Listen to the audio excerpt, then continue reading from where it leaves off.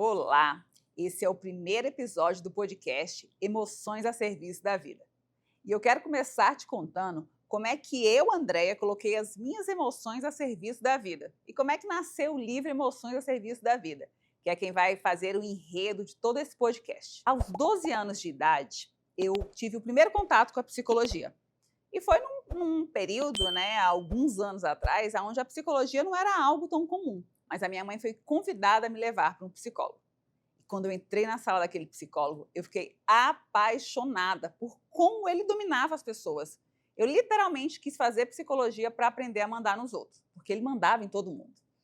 Então, com 12 anos, eu comecei a me interessar pelo tema de psicologia. Eu comecei a fazer terapia e eu achava muito interessante a forma que ele conduzia as sessões. Quando tinha sessões em grupo, eu achava muito interessante a forma como ele conduzia o grupo inteiro e conseguia, dali, tirar algum resultado.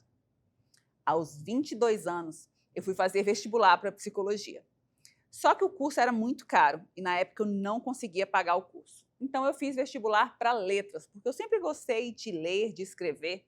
Quando eu era pequena, eu lembro que eu pegava um dicionário e eu ficava escrevendo o significado das palavras para eu decorar e eu falar com as pessoas e elas não entenderem. Então, eu fiz vestibular para letras. Só que naquele ano eu não passei no vestibular. E aí, o que aconteceu?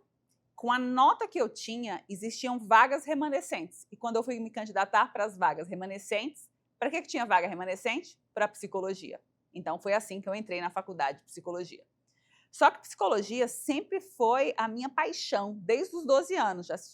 Já haviam se passado 10 anos e aquilo era muito mais intenso. E eu amava psicologia organizacional, social e do trabalho. Na época, eu já trabalhava num call center e eu trabalhava com treinamento e desenvolvimento de pessoas.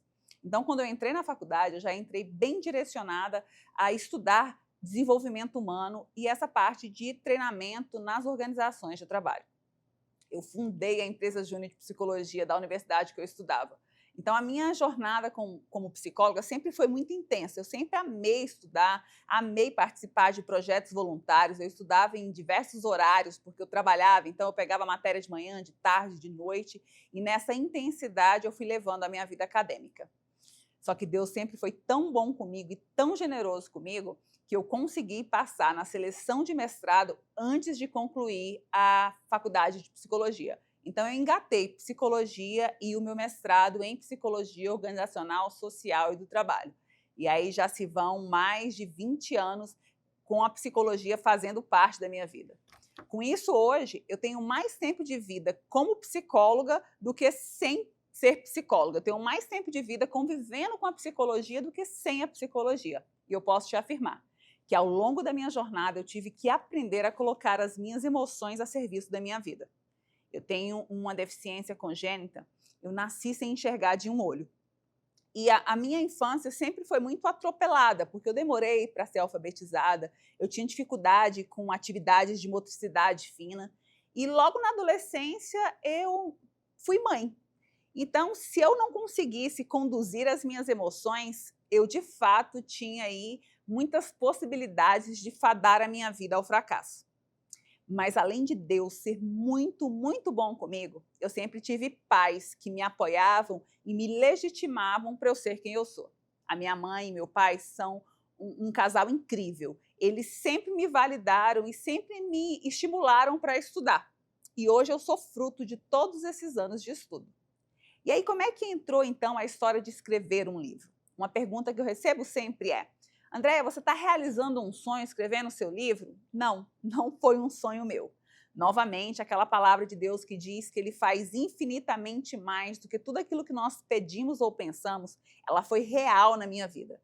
Eu não sonhei com esse livro, mas Deus sonhou com esse livro e colocou no coração do Bispo JB, da Bispa Disse e do Paulinho, que é o coordenador da editora que meu livro foi lançado. Eles me desafiaram a escrever o meu livro. E no começo eu confesso que eu relutei um pouco. Para mim era um pouco absurdo escrever um livro sobre coisas que eu já estudava. E eu repetia para eles: olha, mas tudo aquilo que eu faço já está nos outros livros, né? A ciência já mostra tudo aquilo que eu faço. A abordagem que eu sigo, que é a psicologia cognitivo-comportamental, ela já responde grandes coisas das que eu faço. E eles me convenceram que a forma que eu fazia, que a forma que eu conduzia era diferente. E aí foi que nasceu o livro Emoções a Serviço da Vida. Quem me acompanha sabe que hoje eu atuo no SAMU em Brasília. Nós somos a única equipe do Brasil de urgência e emergência psiquiátrica. Então, há 8 anos eu tenho dedicado a minha carreira a trabalhar também na urgência e na emergência. E isso me colocou num lugar de favorecimento, porque eu tenho acesso ao paciente nu e cru, literalmente.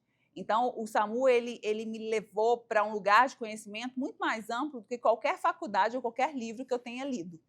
E aí, com isso, nasceu o nome Emoções a Serviço da Vida, porque eu tive que aprender a colocar as minhas emoções a serviço da minha vida.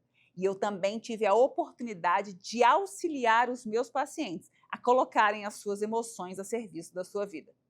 Afinal, saúde mental não é a ausência de conflitos, mas é a habilidade que eu tenho de escolher comportamentos assertivos e dar ordem em meio a situações caóticas. Porque situações caóticas todos nós vamos passar, em menores ou maiores proporções. E aí, com isso, nasce o livro Emoções a Serviço da Vida. E eu lembro de ter falado claramente para o Paulinho que o livro precisava retratar aquilo que eu acredito e aquilo que eu vivencio aí na minha jornada de 16 anos atuando como psicóloga. Então, como é que nós dividimos o livro? O livro ele é dividido em 3 partes. A primeira parte, eu trago para você o conceito claro do que é saúde mental, porque ainda existe muita superficialidade quando se fala sobre o que é saúde mental. E aí depois nós vamos falar um pouco sobre como você precisa conhecer os diagnósticos mais comuns na nossa atualidade e no Brasil, que é depressão, suicídio, ansiedade, automutilação e primeiros socorros psicológicos, que é uma técnica utilizada por qualquer profissional treinado, não necessariamente um psicólogo. Então, na primeira parte do livro, você vai ter acesso a um conhecimento claro sobre o que é depressão, suicídio, ansiedade, automutilação e primeiros socorros psicológicos. E aí, o recheio do livro é a parte que eu mais amo. Nós vamos falar dos 4 eixos de cuidado, que é a abordagem que eu uso no meu consultório e que, graças a Deus, eu tenho tido resultados excelentes com os meus pacientes, que é o cuidado que você precisa ter com o seu eixo biológico, psicológico, social e a sua espiritualidade. Porque eu acredito que esses 4 eixos de cuidado ajustados, eles funcionam como uma engrenagem que faz a nossa vida girar. Em seguida, você vai ter ferramentas práticas de como colocar as suas emoções a serviço da vida. E foi assim que se deu a divisão do livro Emoções a Serviço da Vida. E aí, qual foi o objetivo maior desse livro? Foi trazer para você conceitos práticos e claros sobre saúde mental. E para que você entenda que você é autor da sua história e não coadjuvante. Tem um autor que diz que quando eu me amei de verdade, eu me chamei para dançar. E em uma outra passagem, nós temos um livro que diz que quando eu renovo a minha mente, eu consigo acessar coisas boas, coisas agradáveis, e eu não tomo a forma do que me oferecem. Então, a nossa saúde mental ela é pilar da nossa qualidade de vida. A OMS disse isso em 2018, mas há mais de 2.000 anos atrás isso já está escrito na Bíblia, quando Paulo diz: quando eu renovo a minha mente, eu acesso coisas boas, perfeitas e agradáveis e não tomo a forma desse mundo. E aí sim eu consigo acessar a vontade de Deus. Porque o reino de Deus é paz, justiça e alegria. E se saúde mental não é a ausência de conflitos, é essa habilidade que eu preciso ter para dar ordem em meio a situações caóticas, nós vamos falar aí de um conceito que eu trago muito no meu consultório, que é sobre o nosso repertório comportamental. Porque ao longo da nossa vida, nós vamos ganhando comportamentos, quer sejam eles inatos ou adquiridos. Só que esses comportamentos nem sempre são os mais funcionais. Eu digo que ao longo da nossa jornada, a gente vai deixando soldadinhos. É uma situação mal resolvida aqui, é uma situação mal resolvida ali. E vários soldados juntos são o quê? Um exército. E quando você vê um exército, para onde que eles vão? Para uma guerra. Então, as crises que você vive, elas não aconteceram de repente. Muitas vezes elas foram ali sendo juntadas ao longo da sua história. E o que é que interfere nesse meu repertório de comportamento? Como é que eu ganho esse meu repertório de comportamento? Primeira coisa, gente, é a nossa personalidade. E cada um de nós nascemos com uma personalidade diferente e Deus não errou quando te fez. Segunda coisa que vai influenciar no meu repertório de comportamento, a família que eu fui criada. Independente de se eu fui criada por mãe, pai, avô, tio, no orfanato, mas o lugar que eu fui criado. Terceira coisa, a minha localização geográfica. A gente sabe que existem repertórios de comportamento para uma mesma situação em regiões diferentes aqui do Brasil. E a quarta coisa são as nossas crenças, essas expectativas que a gente tem de futuro. E aí, Aaron Beck, que é o pai da psicologia cognitivo-comportamental, ele diz assim: como eu me vejo, como eu me relaciono com o outro e as minhas expectativas de futuro vão falar da minha saúde mental e do meu adoecimento. Você quer ver onde isso é comprovado na Bíblia? A Bíblia diz assim, ó: do jeito que um homem se imagina, assim ele é. A Bíblia diz que um amigo afia o outro como um ferro e que na comunhão bênçãos são ordenadas, que é melhor ser dois do que um, porque tem melhor paga do trabalho. E a Bíblia também diz que a fé é essa expectativa daquilo que eu não vejo, na certeza de que vai acontecer. E aí Aaron Beck foi lá e chamou isso de tríade cognitiva. Como eu me vejo, como eu me relaciono com o outro e as minhas expectativas de futuro. E aí vamos voltar aqui um pouquinho. Se o meu repertório comportamental é influenciado pelos aspectos da minha personalidade, da minha família, da minha localização geográfica e das crenças que eu tenho, eu preciso entender que vai acontecer situações na minha vida, situações caóticas, situações difíceis, que eu vou precisar sacar esse repertório de comportamento. E muitas vezes eu não vou ter esse repertório de comportamento. E aí é que vem as crises, né? As situações difíceis, porque a gente não sabe se comportar de maneira assertiva. Com isso, nós precisamos fazer o quê? Treinar um novo repertório de comportamento. E como é que eu treino um novo repertório de comportamento? Cuidando da minha saúde biológica, da minha saúde emocional, dos meus vínculos sociais e da minha espiritualidade. É assim que eu treino um novo repertório de comportamento. E o nosso cérebro, gente, ele é uma máquina. Assim como você treina na academia os seus músculos e muitas vezes você termina a aula e fala: nossa, eu nem sabia que eu tinha tantos músculos, porque você sai da aula com tanta dor que você descobre músculos que você nem sabia que você tinha. Do mesmo jeito, você pode treinar o seu repertório de comportamento. Tem um livro que diz que todo grande autor, todo grande profissional que se destaca, ele tem pelo menos 10 mil horas de treino naquela atividade. Então, não se iluda, você não vai ter repertório emocional sem treinar, sem cuidar da sua vida de uma maneira integral para que você seja assertivo. Vou te dar um exemplo de uma mãe que tem filhos gêmeos. Ela precisa ter mobilidade física e força física para ter repertório comportamental assertivo para cuidar dessas crianças. E aí nós vamos entrar nos nossos eixos de cuidado.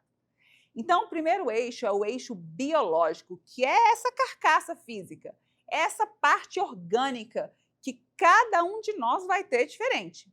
Então, é importante que você cuide do seu corpo. Às vezes você vai precisar tomar remédio, mas na maioria das vezes você vai precisar estimular a sua farmácia interna. Porque grande parte das coisas que eu preciso, elas já existem em mim, só que eu não consigo estimulá-las. Então, o eixo biológico, ele corresponde à necessidade que a gente tem, necessidades básicas: comer, dormir, beber água e praticar atividade física. Essas são as necessidades básicas de qualquer ser humano.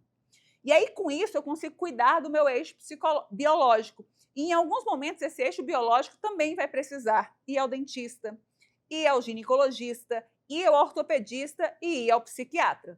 Então, o eixo biológico, ele corresponde às necessidades que você tem de cuidar do seu corpo, que é essa máquina que vai fazer a sua vida girar.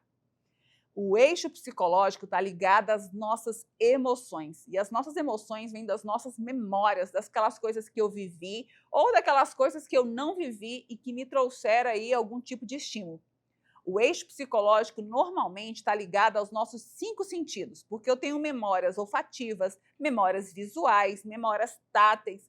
E essas memórias, elas vão dar respostas comportamentais a um determinado evento. O eixo social está ligado aos seus vínculos afetivos, a igreja que você frequenta, a família que você tem, a sua roda de amigos, a parte de fato social, aonde você consegue conviver com gente.